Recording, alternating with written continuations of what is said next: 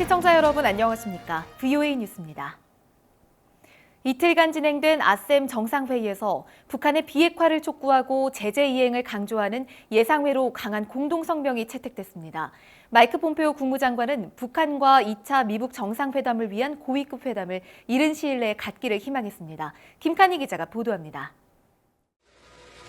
아시아와 유럽 52개국 정상들이 아셈 정상회의에서 북한에 대해 완전하고 검증 가능하며 불가역적인 비핵화를 촉구하는 공동의장 성명을 채택했습니다. 북한의 모든 핵무기와 대량 살상무기, 탄도미사일 관련 프로그램과 시설을 완전하고 검증 가능하며 불가역적인 폐기 촉구와 유엔 안보리 대북제재 결의의 완전한 이행을 약속했습니다. 성명 초안에는 없었던 안보리 대북제재 결의의 이행이 추가되면서 대북제재는 강조됐습니다. We are committed together, Europe and Asia, to make these negotiations a success and to accompany them in the best possible manner. 북한 문제에 대해 예상보다 강력한 성명이 채택된 뒤 마이크 폼페오 국무장관은 열흘 뒤쯤 북한과의 고위급 회담을 희망했습니다. VOA와의 단독 인터뷰에 나선 폼페오 장관은 트럼프 대통령과 김정은 위원장의 2차 정상회담을 위해 전념하고 있다면서 날짜와 장소 확정을 위한 작업들이 더 필요하다고 밝혔습니다. Very hopeful we'll have senior leader meetings here in the next week and a half or so between myself and my counterpart to continue this discussion so that when the two of them get together, there's real opportunity.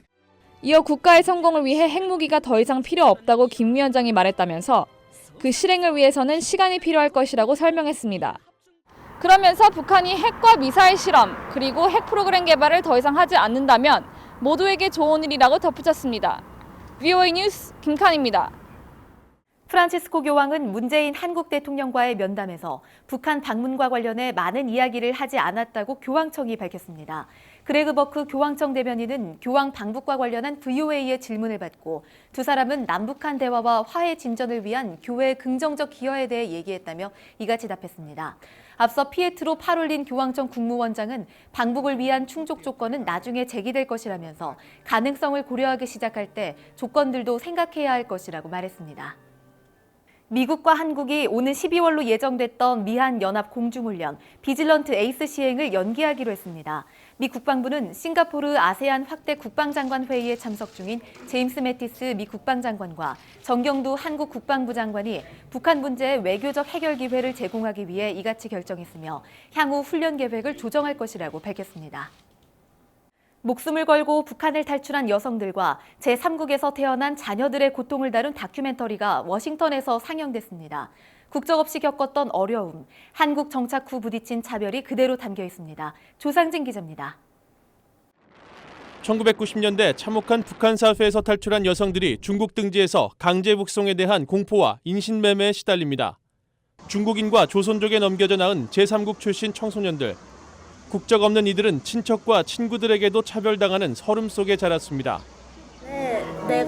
엄마 나는 어느 나라 사람일까라고 물어봤더니 엄마는 왜 나보고 짝퉁이라 그랬어. 더 나은 삶을 갈구했던 이들은 한국 정착 뒤에도 탈북자를 대하는 주변의 차가운 시선을 마주해야 했습니다.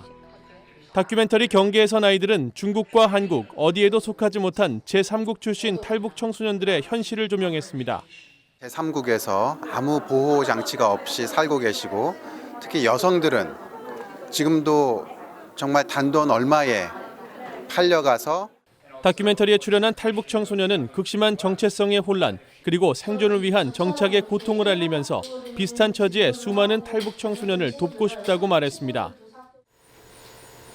제 후배들이 열심히 공부할 수 있고 맛있는 간식 많이 먹을 수 있게 후원하고 싶어요. Kind of striking and emotional is I think that just having that official status globally would really help.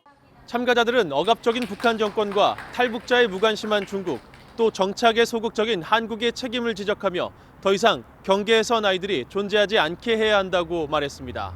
VOA 뉴스 조상진입니다. 북한 해킹 조직 라자루스 그룹이 지난해 가상화폐 거래소를 사이버 공격해 거액을 탈취했다고 국제 사이버 보안 기업 그룹 IB가 밝혔습니다.